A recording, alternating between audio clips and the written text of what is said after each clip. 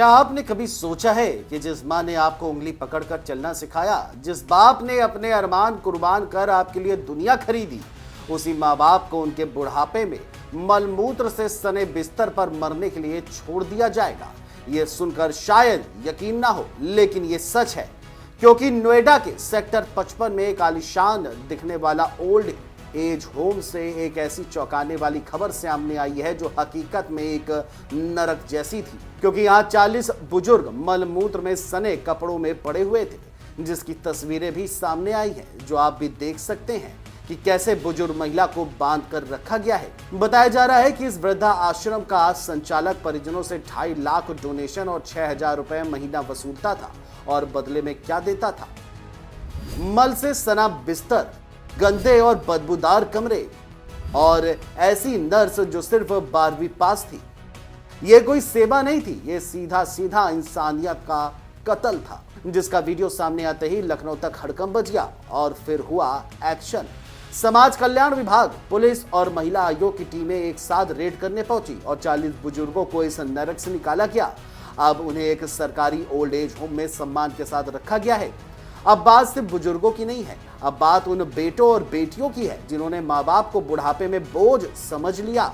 जांच में सामने आया है कि कुछ अमीर परिवार खुद इस साजिश में शामिल थे। उन्होंने अपने माँ बाप को पैसे देकर यहाँ डाल दिया और खुद आलीशान जिंदगी के मजे लूट रहे थे। आज हम लोग 3 लोगों को शिफ्ट कर रहे हैं अपने दनकौर झांझर वृद्धाश्रम में, और नोटिस यहाँ जारी हो रहा है। अब जांच होगी, जांच होने के बाद देखते हैं क्या हो सकता है। नहीं, खाने का किचन चेक किया, सारे रूम खुलवा के चेक किए, तो उसमें से 2-3 लोग बंधे हुए मिले, लॉक लगा के, बाहर से लॉक लगा था, हवा पानी की भी कोई व्यवस्था नहीं थी, कपड़े नहीं पहने थे, ऐसे निर्वस्त्र, इसी तरीके का था। अब देखते हैं कार्रवाई। सीलिंग को लेके नोटिस जारी किया है, अब देखते हैं क्या हो सकता है। अभी इस बारे में कुछ नहीं कह सकते। 3 लोगों को, हाँ, अब ये तो नहीं कह सकते हैं, तो जांच होगी कि नशेली इंजेक्शन दी गई है, दवा दी, लेकिन वो नशे में थी, वो बात नहीं कर पा रही थी। मैं कल सुबह के समय एक वीडियो मेरे पास आई, और वही वीडियो महिला आयोग लखनऊ उत्तर प्रदेश को भी पहुंची। उस वीडियो में एक महिला के हाथ बांधे गए हैं और वो जमीन पर नीचे बिठाई गई है। अब उस तरीके की वीडियो जब देखी और वो महिला कुछ उस महिला के बारे में बोल रही है, तो उस महिला, हमें बोला गया कि संज्ञान लीजिए कि ये किस तरीके की वीडियो और ऐसा कहाँ वृद्धाश्रम चलता है। मैंने अपने 2-4 लोगों से पता किया तो पता चला कि इस तरीके का कहीं कोई वृद्धाश्रम नहीं चलता। बट जब लोकल लोगों से तो पूछा तो उन्होंने बोला हाँ, कोई अवैध रूप से ऐसा वृद्धाश्रम शायद चलता है। जब हम लोग वहां पहुंचे तो मैंने उससे पहले ही लेटर भेज दिया था कमिश्नर साहब को भी और डीएम को भी।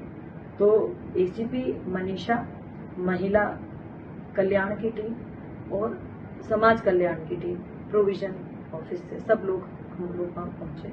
हम वहां पहुंचे तो हमने देखा कि हमने पूछा वो महिला का फोटो दिखा के, ये महिला कहाँ पे है, तो उन्होंने कहा रूम नंबर 30 में है। हम लोग रूम नंबर 30 में पहुंचे तो कपड़े, गंदे कपड़ों में वो महिला बेड पर पड़ी है, बिना बेडशीट की वो बेड पर पड़ी है। हमने उनसे पूछा तो वो कुछ भी बोलने की हालत में नहीं थी। देखने में प्रतीत हो रहा था जैसे उन्हें कोई नशे वशे की कोई चीज दे रखी है। तो वहाँ के लोग सफाई देने लगे कि मैडम ये तो उल्टा बोलती हैं, ये करती हैं, इसलिए इस तरीके से किया गया है।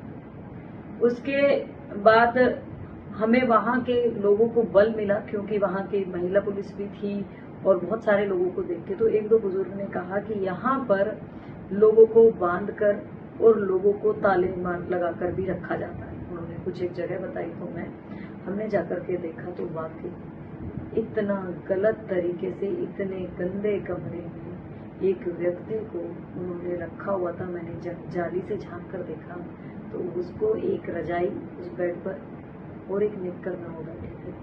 हमें वहाँ के स्टाफ ने बोला जी ये मारते हैं, पॉटी करके फेंकेंगे आपके ऊपर, ऐसे शब्द उन्होंने इस्तेमाल किए। हमने कहा आप ताला खोलिए। हम अंदर गए तो हमने उनसे बात की। वो अपने समय में डॉक्टर हुआ करते थे।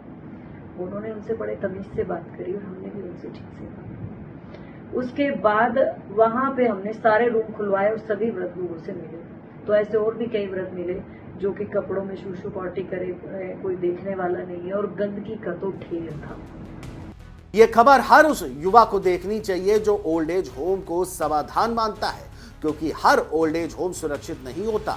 हर दीवार के पीछे हो सकता है दरिंदगी का अड्डा। हालांकि ऐसा दोबारा ना हो, इसके लिए यूपी सरकार पूरी ताकत से लगी है, लेकिन सरकार अपनी जिम्मेदारी निभा रही है। क्या आप अपनी जिम्मेदारी निभा रहे हैं? ये सवाल बना हुआ है, क्योंकि माँ बाप कोई फर्नीचर नहीं होते जो पुराना हो जाए तो स्टोर रूम में रख देते हैं। बुजुर्गों को सम्मान देना हमारा धर्म है और फर्ज भी। वैसे भी कहा जाता है कि जैसा हम आज अपने माता पिता के साथ करेंगे, कल हमारी ही औलादें ऐसा करेंगी। वही हमारी भी किस्मत बनेगा, जिसकी झलक आपके सामने है। Desk report, GMT news.